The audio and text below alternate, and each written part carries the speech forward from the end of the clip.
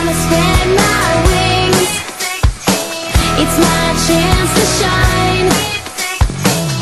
Discovering so much more in life.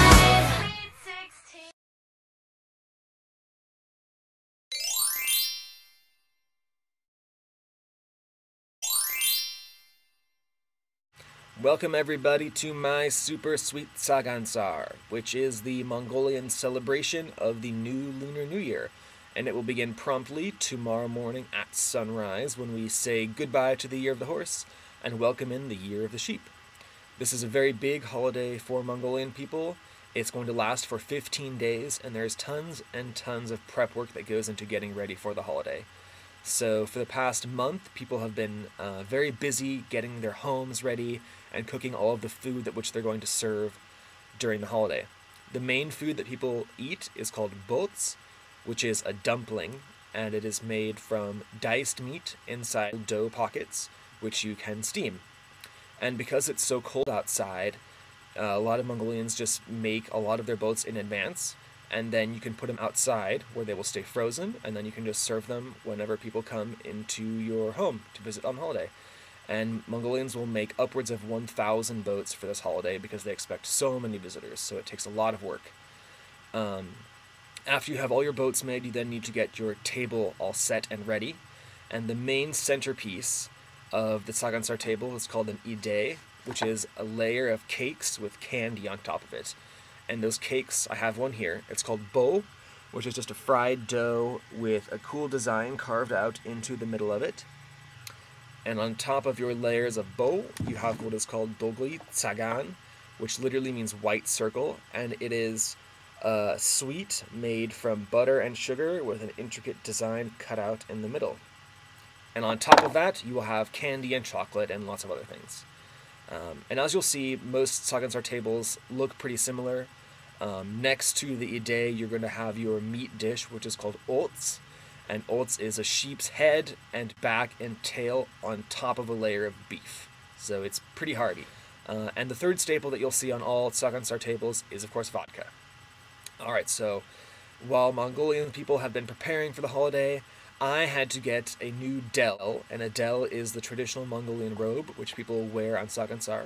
And because this is my first Tsagaan Sar, I wanted an awesome del, so I recently went to a shop here in my Somme, and I picked out 8 yards of a blue acrylic material with gold dragons sewed into it. And then I brought my material to the school, where some school workers helped me cut it out into the shape of a person, and then we sent it off to a professional seamstress who tailored it just for me. So now I've got my del, all of our boats are made, our homes are ready, we are ready for this holiday to begin, so I will see you all back here tomorrow morning at sunrise.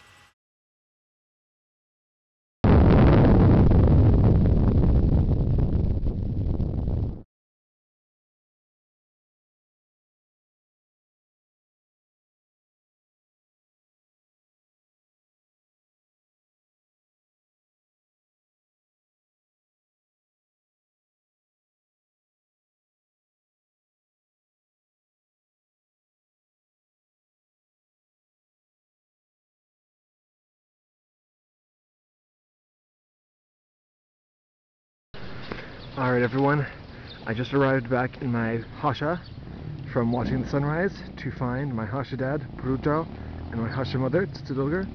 They are giving an offering to the new year, which, let's see what we have.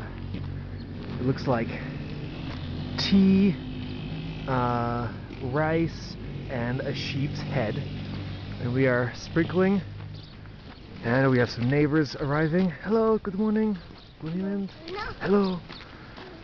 And oh boy, I can already tell this is going to be a long day, but it's going to be a good one. So beautiful.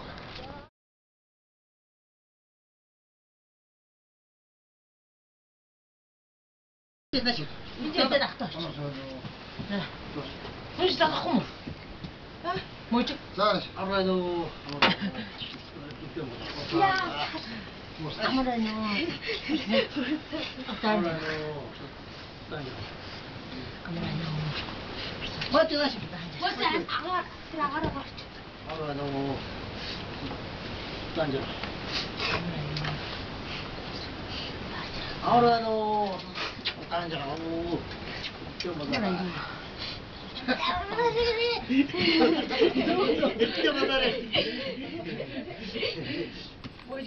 I just wanted to quickly point out a couple things about the Tsagaan Sar greeting procedure. One is the blue scarf that you saw. This is called a hatak, and hataks are not actually unique to Mongolia. You'll find them in all Tibetan Buddhist countries. They come in different colors. There's also white and orange, which symbolize different things, but Mongolians mostly use the blue one, which symbolizes the sky. And when you greet, you put your arms together with the person you're greeting, and the older person's arms go on top, the younger person's arms go underneath. And at the end of the greeting, you'll notice there's kind of a kiss on the cheek, although it's really more like a sniff, and it's the older person who kisses or sniffs the younger person. And the Tsagaan Sar greeting words are Amor Bano or Amor San Bano, which means, are you living peacefully?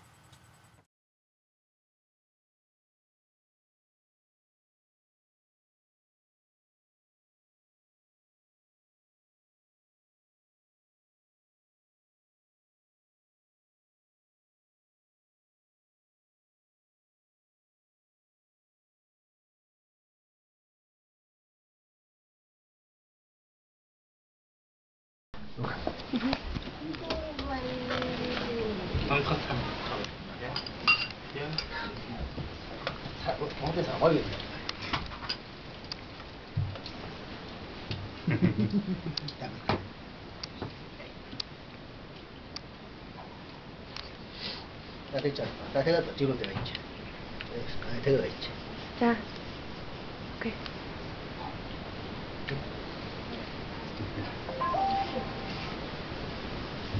거의 거의 아무것도 이거 이 지금 갖다 또 지금 살짝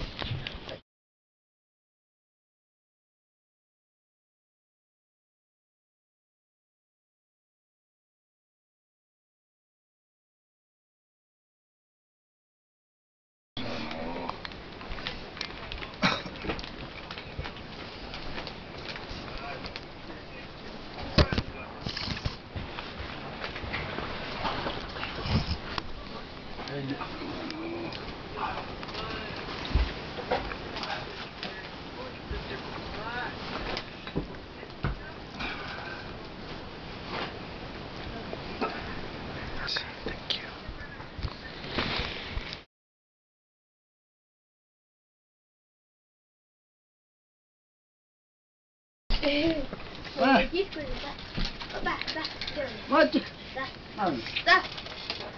자, 맞지?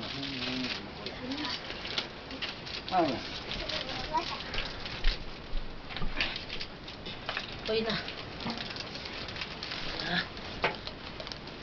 해보고 싶어. 또 해보고. And that was the Tsagaan Sar gift-giving procedure. You may have noticed that the respectful thing to do is to both give and receive presents with two hands. And you are expected to give a gift to anyone who visits your home over at Tsagaan Sar. It doesn't matter if they're like really young children, or if they're your worst enemy or your best friend, or a close relative. Anyone who comes into your home over at Tsagaan Sar is treated very respectfully. So you give them tea, something to eat, and at the very end you will give them a present, which I think is a big testament to how generous Mongolian people are. So you can kind of think of Tsagaan Sar as similar to Halloween, in that you can just kind of walk around your entire community, go up to anyone's door, and you'll receive something, right? Except in Halloween in America, you'll get, like a little packet of Skittles from every house. But in Mongolia, they kind of kick up the gift-giving procedure a notch or two. They go a little bit further. And so, like on Halloween when you get home from trick-or-treating with your friends, and you all like dump out all your candy and you compare to see like who got the best stuff, who got the most. I want to do that right now. I want to show you guys everything I got over at Tsagaan Sar. And I only visited about 20 houses, so everything you're going to see is only from 20 different people. So let's take a look. On Tsagaan Sar, clothing is considered an acceptable gift. So I got 2 pairs of camel wool socks. I got a really nice leather belt. I got a very nice dress shirt, a couple different t-shirts, and this t-shirt I specifically wanted to show you guys. I'm not sure if you can read it, so I'll show it up close. It says, it's got a picture of Chinggis Khan, and it says, Chinggis, man of the millennium. And Chinggis Khan is who you probably know better by the name Genghis Khan. The reason we say Genghis Khan in English is because Chinggis's name was translated from Mongolian into Persian, and then from Persian into English. Except that Persian does not have a ch, they don't have a ch sound, so Chinggis became Genghis, and we adopted the name Genghis into English. But when you say Genghis Khan to a Mongolian, they kind of think it's weird because his name is actually Chinggis Khan, so you should probably stop saying Genghis Khan because you're wrong. Alright. I also got just like all kinds of miscellaneous cool things. I got a stainless steel thermos. I got some knickknacks. I got like a really pretty wood carving of a murinhor, which is a traditional Mongolian string instrument. I got like a little banner I can hang up with a traditional Mongolian symbol on it. I got shampoo, awesome gift. I got a leather pen holder. I got a wallet. 4 different leather-bound notebooks. I got cash. I got about 18,000 tugriks worth of cash, which is the equivalent of about 10 US dollars. I got cigarettes. Cigarettes is an acceptable gift over at Tsagaan Sar. To go with my cigarettes, I got a ceramic golden ashtray. Can you imagine if on Halloween, like you said, trick or treat, and someone gave like cigarettes and money into your bag? Be kind of cool, right? I got a carving of a wolf. Don't really know what to do with him, but it's awesome. I got 2 packs of Mongolian postcards with pictures of all around the country. So if any of you guys want a postcard from Mongolia, just email me your address and I'll send you a postcard.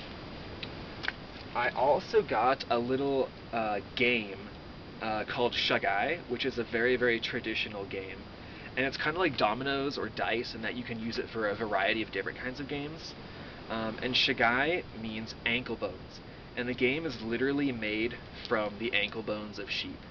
So try to imagine like 100 years ago in Mongolia, you are a nomadic family, you live out in the middle of nowhere, you don't have money to spend on toys, and even if you did have money to spend on toys, like there weren't really toys to buy. So how would your kids have fun, you know? You would take advantage of the things that you had in abundance. And what do you have an abundance of? Like animals and dead animals. So they made games from ankle bones, and you can see these aren't like regular, they are spray painted gold, but there's a lot of different kinds of things you can do with them. I'm not going to go into detail now, but maybe I can show you that in another video. Alright, so the biggest portion of their haul that you're going to get over at Tsagaan Sar is sweets. And like I said, remember on Halloween you'll get like a packet of M&Ms. Mongolians don't do that. You will get an entire box of truffles from one house. Or you'll get like an entire bag of cookies or cakes or something like that. So let me just show you so you guys can see everything real clearly. I got like 9 boxes of truffles. I have a tower 9 boxes high of choco pies, which are obviously like these like kind of marshmallow chocolate pies that Mongolians seem to love. I got chocolate and bonbons, all kinds of like cookies and cakes and good stuff. A lot of the stuff's empty, like that's all empty, and like this is empty, and like I ate, like all those truffles are gone, like I mostly ate all this stuff already. But I just kept all the empty wrappers because I like needed you guys to understand just how many presents I got. It's a ton. So that's my haul, again, only from 20 houses. And so if you look at this stuff, it's kind of like expensive, nice stuff. And Mongolia isn't a rich country. And I thought I would add this fact in because I thought it was super interesting. One of the counterparts I work with at the school in my village told me that her family spends almost 1 million tugriks on Tsagaan Sar, and that covers gifts to give to people, that covers like the new dells that you might need to buy, food, like everything. And 1 million tugriks is over $500 US, and the average annual salary for one person in Mongolia is less than $4,000. So if you think about that for a family, you might spend like around upwards of 10% of one person's entire salary on this one holiday alone. So that goes to show you just how important this holiday is to people. So yeah, these are all my presents. Moving along.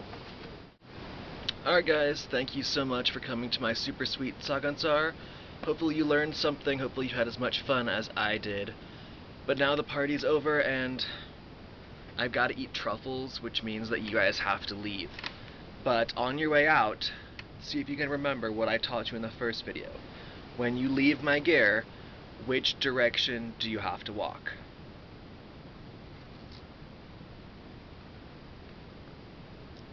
Clockwise. Good job, guys. Clockwise is that way, so I'm sure you can see yourself out. Have a good one.